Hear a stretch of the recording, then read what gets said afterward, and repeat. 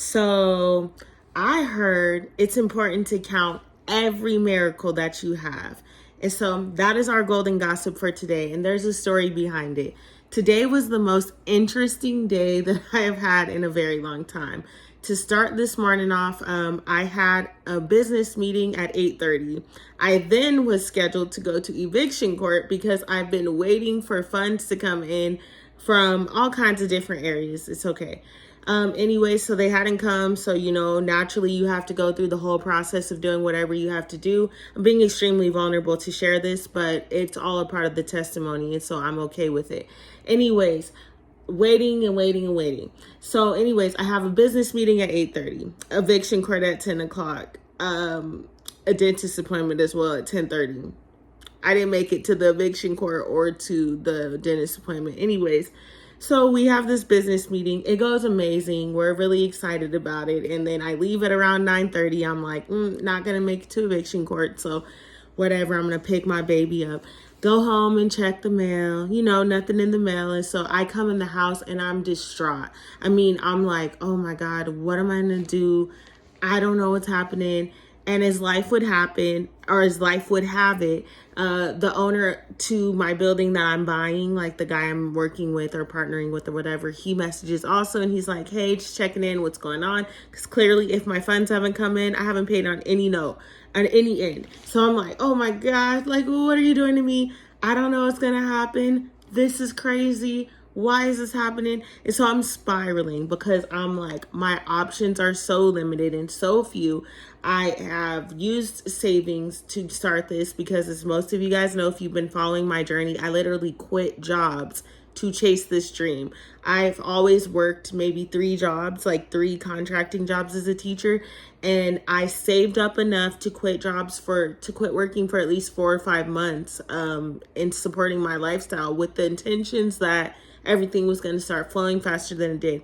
As business would have it, we know that things pick up when they do. And also I'm getting paid by the state. So that's super inconsistent money and completely lower than what I'm used to. All that aside, it doesn't matter. So I'm waiting.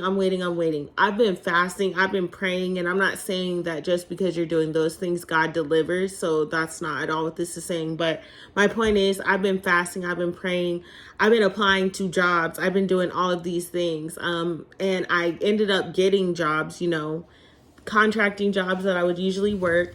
But, they just didn't start in time. And so it just literally was all supposed to be a part of the testimony. So nevertheless, get home at around 10 o'clock. Nothing's happening. I'm just like, okay, I'm crying. I'm panicking. I'm worried. I call my best friend. I'm like, pray for me, please, because I keep going to the mail. I'm just hoping for a miracle in this mail at this point. Ain't nothing posted in the bank account, so a miracle has to come. So I call the office and I'm like, hey, has the mail run yet? And she's like, no, not yet, around 2. So I'm trying to keep my brain busy until 2 o'clock. Of course, my baby's going nuts today because she's feeling off of my energy and I'm all the way stressed out. And so 2:10 rolls around and we had just came back from the lake because at this point I'm like, I need to go walk. I need to get my brain just cleared and surrender. I come check the mail at 2:10. There's a check in the mail. And it legit was enough to cover everything I had to pay today. And I was just like, even now as I tell this, it feels so unreal. It feels so unreal, but it is. This testimony is to hopefully give someone else hope because I was feeling completely hopeless. And when I tell you, opening that mailbox, getting that check out, seeing it, it was unexpected money. Expected, but unexpected. And so just opening it, I was like, oh, okay. I literally ran to the bank. I get the cashier's check. I take it to my office. The lady's like, yeah, no, it's fine. We're just worried about it. I literally pay my building and I'm like, yeah, I'm sorry. He's like, no, it's fine. It's fine.